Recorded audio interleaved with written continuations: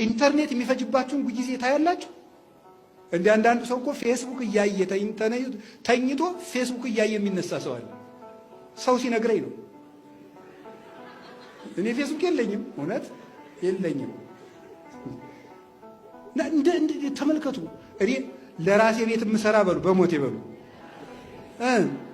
መቼ ነው የሰው ጭቅጭቅ እየሰማችሁ የሰው ጭቅጭቅ የሰው እንጀራ እያመሰላችሁ የፈረንጅ ኳስ ተጫዋች እንዲሁ እኮ ይገርማል።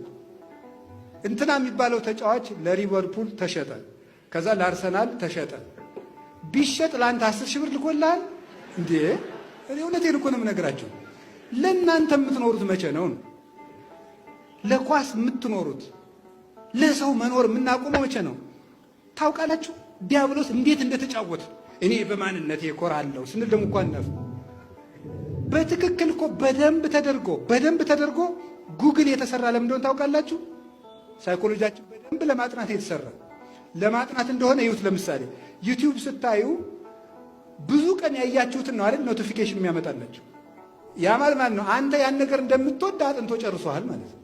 ይሄ ሰውዬ የሚወደው ነው። ሁልጊዜ የምትዘፍን ከሆነ ከአንተ ዩቲዩብ ሲገባ የሚመጣው ዘፈን እያጠኑን ነው። አይምሯችን ተሰርቆ ጨርሷል። እኔ የምነግራችሁ ነገር በብሉይ ኪዳን ውስጥ አህያ መስዋዕት አትሆንም ታውቃላችሁ። በግ ነው ለመስዋዕት የሚቀርበው። አንድ ሰው በግ ባይኖረው አህያ ብቻ ቢኖረው አህያውን በበግ ለውጦ አያቅርብ ይላል ብሉይ ኪዳን። አህያውን በበግ ለውጦ አያቅርብ አላችሁ እንዴ? አህያውን በሉ እስኪ በበግ ለውጦ ምን ይበል? አህያውን በበግ ለውጦ አያቅርብ ማለት ምን ማለት ነው? የምትደክሙበትን ነገር ትታችሁ የምታፈሩበትን ነገር ስሩ ማለት ነው ብሎ ሊቃውንቱ ተረጉሙታል።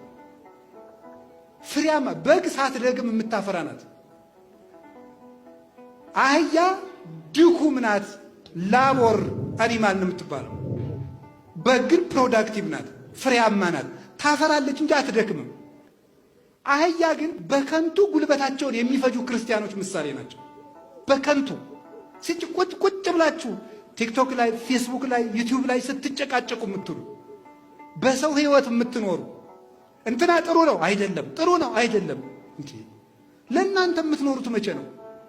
ስለ ጳጳሳት ስትጨቃጨቁ የቤተ ክርስቲያን ጠበቆች አሉ። እንደውም አንድ መምህር ባለፈው ብላለች፣ እኔ የዚህ ዘመን ሰው በዘመኑን ሁሉ የሰራውን ኃጢአት ስለ ቤተ ክርስቲያን በመጨቃጨቅ የተሸፈነለት እየመሰለው ነው መሰላለኝ። እውነቱን እኮ ነው። በመጨቃጨቅ በቃ በሰው ህይወት ውላችሁ ለእናንተ የምትኖሩት መቼ ነው? የምትዘፍኑ ለዲያብሎስ ነው። ቁጭ ብላችሁ አይናችሁን ያጠፋችሁት ለዲያብሎስ ነው። የምትሰክሩ ለዲያብሎስ ነው። የምትሳደቡ ለዲያብሎስ ነው። እንዲሁ አሁን ክርስቲያን የሆን ይመስላችኋል? የክርስትና ጠብታ ሳለ ከእናንተ የሚወጣው ስድብ ደፋርነታችሁ ልክ እኮ የለውም። በእውነት ደፋርነታችሁ አንሶሶ ውስተ ምልሳኑ አንወረ ውስተ ሰማይ አፎሙ፣ አፋቸውን በሰማይ ምላሳቸውን በምድር እንዳለ እኛ ያልነካ ነው፣ እኛ ያልነደፍ ነው። የእኛ ምላስ ያልነካው ማን ነው? ፓትርያርክ አይቀረን፣ ጳጳስ አይቀረን፣ መምህር አይቀረን፣ አለቃ አይቀረን፣ መነኩሴ አይቀረን፣ ቄስ አይቀረን፣ ሽማግሌ አይቀረን፣ የቤተ ክርስቲያን ጠበቆች አይደረስም። በሰው ህይወት አንዳንድ ጊዜማ የሰው መካር። እንዲሁም ቅዱስ ዮሐንስ አፈወርቅ የሚለው ልንገራችሁ። አንተ ሞኝ ከራስ ቤት በድን እያለ ከሰው ለቅሶ ትሄዳለህ እንዴ ይላል። መጀመሪያ አንተ በድን አትቀብርም እንዴ? አንተ ግብዝ፣ መጀመሪያ ካንተ አይን ያለው ምሰሶ አውጣ ብሏል ጌታም በወንጌል። ቅድመ አውፅ ሰሮ የማይንከ ከዚያ በኋላ ወንድምህን ጉድፍ አጥርተህ ታያለህ። የመፍረድ ኃጢአት ሰልጥኖብናል። የመፍረድ ኃጢአት ጻድቅ ኮናኝ። እንዲያውም በዜና አበው ቅዱስ መቃርዮስ ምን ብሎ ይናገራል? በሰው ኃጢአት የሚፈርድ ሰው ያንዱን የእግዚአብሔር ልጅ ስልጣን የሚቀማ ሰው ነው ይላል። እግዚአብሔር አብ እንኳን ፍርዱን ለልጁ ሰጠው ተብሎ ተጽፎ ሳለ ይሄንን እንድናቆም ነው የምነግራችሁ። እንደው ሰው እየመከር የራስ ቤት እያፈሰሰ የሰው ቤት ልትከድን ትሄዳለህ ወይ? አንሄድም። እኔ የእግዚአብሔር ቤተሰቦች ዛሬ መናገር የምፈልገው ደቡብ ኦሞ ሀገረ ስብከትንም ለመስራት አጠቃላይ የኢትዮጵያ ቤተክርስቲያንን ለመስራት ራሳችንን መስራት አለብን። ለራሴ ቤት የምሰራ በሉ መቼ ነው በሉ እንጂ ለራሴ ቤት የምሰራ ሁለት ነገር ነው የምትሰሩት። አንደኛ ለራሴ የሚሆን ልብ የሚኖረኝ መቼ ነው ነው። ለሰው ያልተሸጠ ባላወቀው በሰማው ባየው ነገር የማይታዘዝ የታረመ ልብ የሚኖረኝ መቼ ነው? የታረመ ዓይን፣ የታረመ እጅ፣ የታረመ እግር፣ የታረመ አንደበት፣ ልቅም ያለ ሰብዕና የሚኖረኝ መቼ ነው? ለራሴ መስራት። የተሰሩ ክርስቲያኖች የተሰራች ቤተ ክርስቲያንን ይሰራሉ፣ ያኖራሉ፣ ያቆማሉ። የፈረሱ ቤተ ክርስቲያኖች ማንን ያቆራሉ?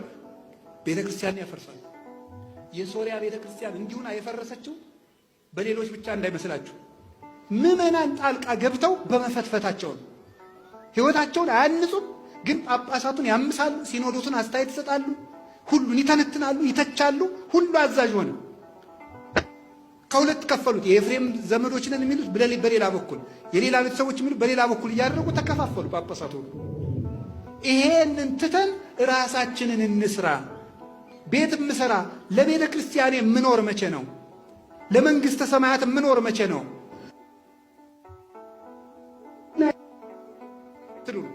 ሃይማኖት መሰረት፣ ፍቅር ግድግዳ፣ ተስፋን ጉልላት አድርጋችሁ ራሳችሁን ስሩ። የእግዚአብሔር ቤተሰቦች በእውቀት ራሳችሁን ስሩ። ለቤተ ክርስቲያናችሁ ስሩ፣ ነግዱ፣ ተማሩ።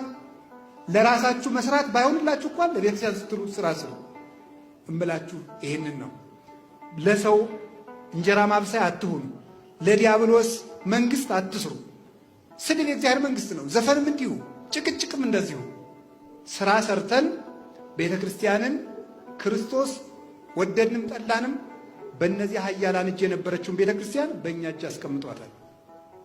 እኛ እጅ የወደቀችውን ቤተ ክርስቲያን እኛን ወርውራ ጥላ፣ እሷ ግን ሐመረነ ዘይቀርበው ሞገድ የሚባል ክርስቶስ ይቀስፍላታልና ቤተ ክርስቲያኒቱ ትሻገራለች። እኛ ግን እንዳንሰጥም። ስለዚህ እግዚአብሔር ቤተሰቦች ከዛሬ ጀምሮ ለሰይጣን ሳይሆን ለራሳችሁ ቤት ስሩ። ለራሳችን ቤት እንድንሰራ እግዚአብሔር ይርዳን። ያስተማረን ልዑል እግዚአብሔር ክብር ምስጋና ይግባው። ይቆየን።